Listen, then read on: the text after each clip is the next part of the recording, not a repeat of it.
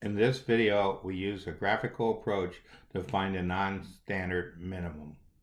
We have included on the front page the simplex method for doing non-standard minimums. This is included so that we can check our answer. Let's go ahead and switch over to our subpage where we see how we do it graphically.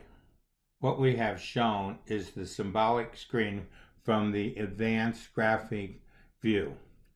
We have checked V1, V2, and V6.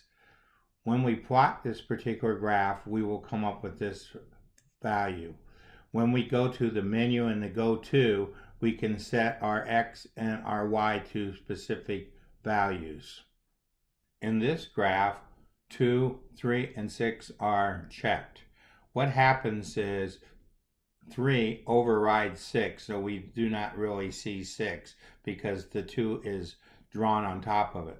We should also mention that in both these graphs, we have pressed the zoom in to get a more accurate picture of what is going on.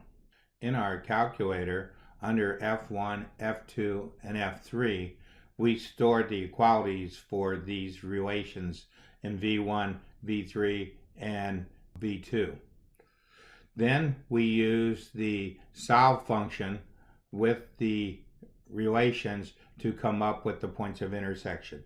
So down here we wrote the inequality, the equality, and their intersection. The inequality, the equality, and the intersection. The last thing we did in our screenshot is we put the minimum function into our calculator. The HP prime shows us putting in the actual values into the cost function and the C function to come up with the values. Then we take the lowest value of the endpoints of these line segments and write down what their values are. Therefore, we have a minimum of 15 halves at X equals 7/10 and Y equal 27/10. This ends our video on the graphic technique for a non-standard minimum.